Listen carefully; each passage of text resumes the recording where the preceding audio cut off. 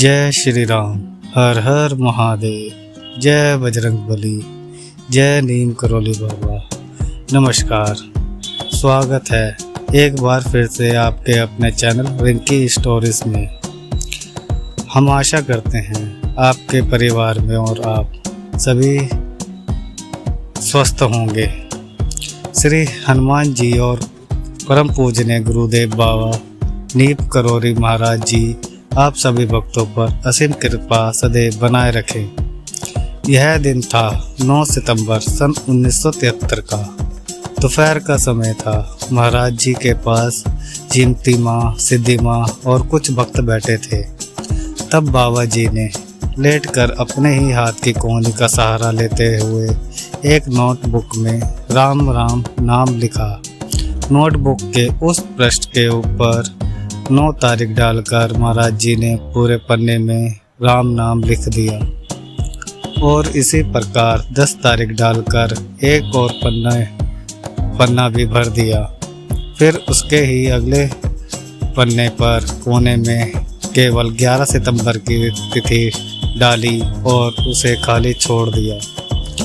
फिर उस नोटबुक को बंद करके महाराज जी श्री सिद्धि माँ की ओर बढ़कर बोले, अम्मा आज से तू ही इसमें लिखेगी।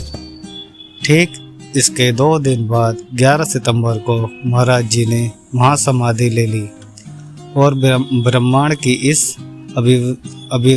अविश्वसनीय घटना के बाद शुरू हुआ महाराज जी का वो रहस्यमय संसार जिसके हम सभी आज भी हिस्सा बने हुए हैं और सदैव आने वाली पीढ़ियां भी उसी रहस्य में संसार का हिस्सा बनी रहेंगी।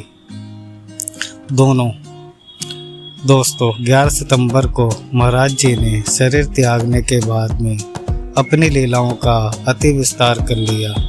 बाबा जिस तरह से कण कण में ईश्वर होते हैं उसी तरह से अनंत रूप धरकर अनंत जगह पर एक साथ लीलाएं करने लगे। आप यूं कह सकते हैं कि महाराज जी ने तो अपने अद्भुत रूप में दिव्य लीलाओं की छड़ी लगा दी। कहीं महाराज जी किसी को रोड पर चलते हुए दर्शन देते हैं तो किसी को सपने में आकर आदेश देते हैं। किसी के मांगने ही क्षण से उसके पास वह वस्तु पहुंचा देते हैं तो किसी की इच्छा होने पर दूसरों का उसके प्रति मन ही बदल देते हैं। महाराज जी की लीलाएं अनेक जगहों पर एक साथ चलने लगी। पहले बाबा एक शारीरिक बंधन में थे। उस बंधन के कारण महाराज अपनी लीलाओं को बहुत ही ज़्यादा सीमित रखते थे। एक साथ में 3 से 5 जगह तक महाराज जी प्रस्तुत होते, लेकिन उसके बाद नहीं, क्योंकि बाबा प्रगति के नियम के बहुत ज़्यादा विरुद्ध नहीं जाना चाहते थे। प्रगति जो एक मानव शरीर का जन्म और मृत्यु उसके बीच की यात्रा को तय करती है, उस प्रगति माता का पूर्ण सम्मान करते हुए महाराज अपनी लीलाओं को बहुत ज़्यादा सीमित रखते थे।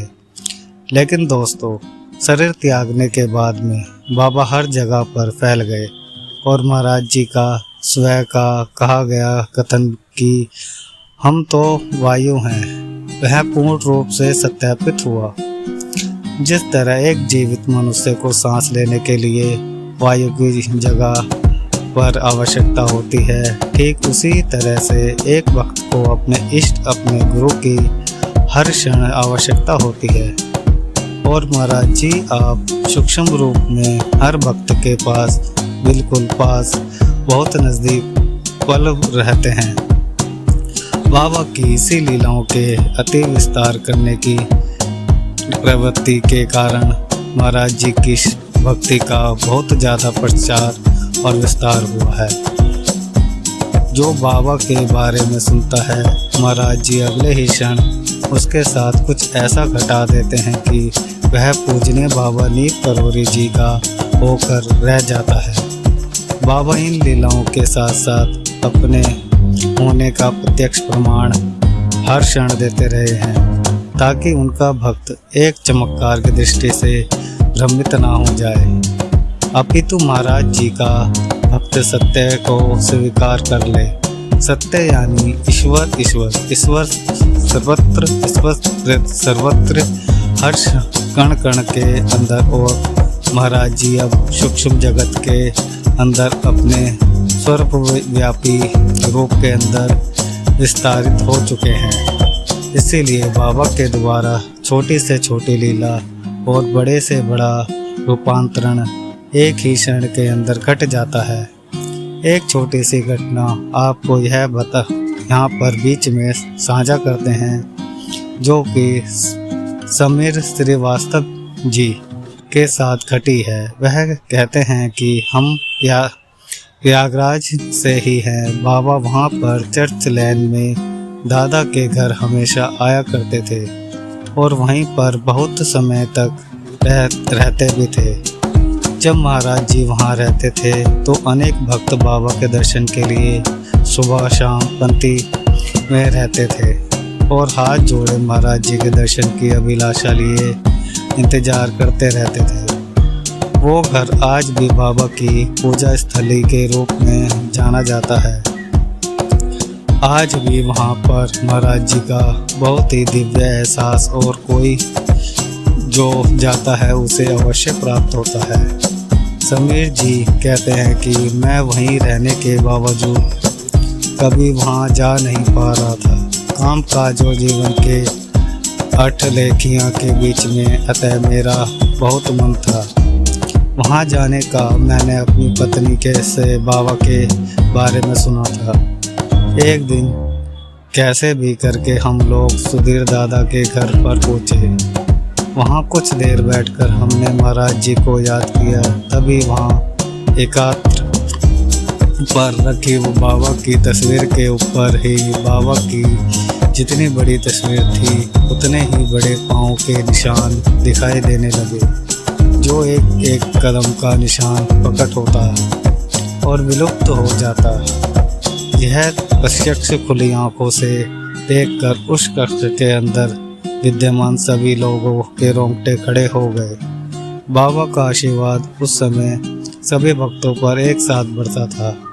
वह दृश्य कुछ इस तरह से था कि बाबा उस तस्वीर के ऊपर कदम दर कदम बढ़ाते हुए चलते हुए दीवार के ऊपर जा रहे थे और बाबा का अति तेज में अति विशाल का शरीर तो नहीं दिख रहा, परंतु उनके कदमों के निशान बिल्कुल स्पष्ट हम सभी लोग एक साथ देख पा रहे थे।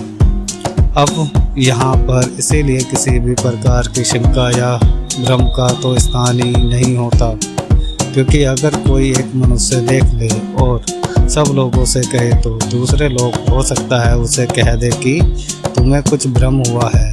परंतु देखिए बाबा की लीला, बाबा को जब कृपा करनी होती है तो बाबा अपनी कृपा को किसी भी सीमा के पार ले जाकर उसे विस्तारित कर लेते हैं। यह घटना प्राप्ति की दृष्टि से देखा जाए तो कुछ भी नहीं, परंतु अस्तित्व की दृष्टि से देखा जाए तो सब कुछ है, क्योंकि तस्वीर के ऊपर पैरों के निशान बनना और एक एक कदम जैसे उठकर चलता है बिल्कुल हूबहू उसी तरीके से एक बार निशान बनना और विलुप्त हो जाना, फिर से दूसरे कदम के निशान बनना और विलुप्त हो जाना। यह महाराज जी की अति विशाल काया दिव्य अलौकिक शक्तियों का प्रत्यक्ष स्वरूप है।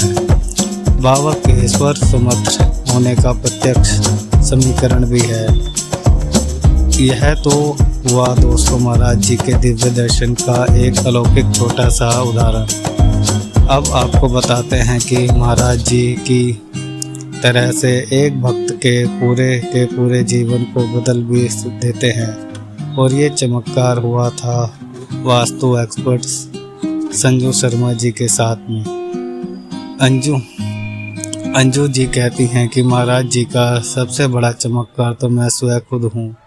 2015 से पहले ज़िंदगी में हमारे कुछ भी ठीक नहीं था। मेरे पति की नौकरी नहीं थी और हम पैसे के लिए मुहताज हो रहे थे। चारों तरफ हाथ फैलाया, बहुत से लोगों को मदद करने के लिए कहा, लेकिन कोई सहायता भी नहीं मिल रही थी। बच्चे के स्कूल की फीस भी नहीं दे पा रहे थे। पति जो भी काम करते, जिस भी काम में अपना नया हाथ आजमाते, उसी में उनका नुकसान हो जाता। किसी के साथ साल सिर्फ कष्टों में गुजरे, अपने भी मुंह मोड़ने लगे थे। लग रहा था जैसे अनाथ हो गए हैं इस दुनिया में। फिर किसी एक दिन पता चला कैची धाम जाने से सारे कष्ट दूर हो जाते हैं।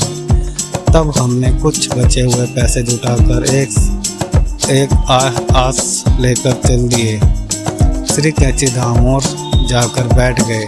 महाराज जी के चरणों में जैसे ही आंखें बंद करी तो लगा जैसे बाबा जी ने हाथ रखा है सर पर। बस मेरी आंखें तो अपने आप पानी बहाने लग गया और जब थोड़ी देर बाद आंखें खुली तो मन शांत हो गया, जैसे किसी ने सब कुछ दे दिया हो। हम उन्हें अपनी ज़िंदगी की व्यथा सुनाकर और जीवन में मान सम्मान मांग कर वापस लौट आए। आगे अंजू कहती हैं कि चूँकि जीवन के 7 साल हमने इतने ज़्यादा कष्टों में गुजारे थे कि अब आने पर हमें आशा तो कोई नहीं थी, फिर भी हमने बाबा से बस इतना धन जरूर मांगा था कि इज्जत की ज़िंदगी जी सके और किसी के सामने हाथ न फैलाना पड़े। वह कहती हैं कि वहाँ से आने के बाद ज़िंदगी फिर सही दिशा पकड़ने लगी। पति को और मुझे दोनों को एक साथ अचानक से जॉब मिल गई और धीरे धीरे हमने अपनी मेहनत बढ़ाई और पाई जोड़कर धन अर्जित किया, धन को संचित किया और उसके बाद आज हमने अपना घर खरीद लिया। पर मेरे घर में सबसे पहले महाराज जी ही प्रवेश करेंगे, क्योंकि यह सब कुछ महाराज जी के ही आशीर्वाद से संभव हुआ है। वह बताती है और रो देती है कि अपनी बेटी पर बहुत उपकार किए हैं आपने। धन्यवाद बाबा जी। दोस्तों, जैसा कि हमने आपको वीडियो के शुरुआत में ही ये व्याख्यान किया था कि महाराज जी ने अपना शरीर त्यागने के बाद में अपनी लीलाओं को अति विस्तारित कर लिया है, सर्वव्यापी कर लिया है और अब तो लीलाओं की लगभग झड़ी से लगा दी है। इसमें सिर्फ दर्शन नहीं अपितु एक भक्त के पूरे जीवन को महाराज जी बदल कर रख देते हैं। दोनों घटनाओं का वर्णन करके हम उम्मीद करते हैं कि आप सभी भक्तों का महाराज जी पर विश्वास अब और ज़्यादा दृढ़ हो जाएगा। इसके साथ ही बाबा की कृपा ऐसी होगी कि जीवन के अंदर कहीं भी आप अटक जाओ और आपको महाराज जी ही बाहर निकालेंगे, कोई और नहीं, सिर्फ महाराज जी। भक्ति के मार्ग पर या चलते रहिए। आशा करते हैं आज का यह अलौकिक वीडियो आपको ज़रूर पसंद आया होगा।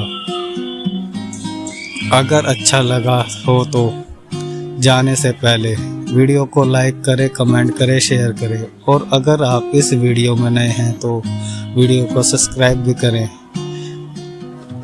जय नीम करोली बाबा। हर हर महादेव।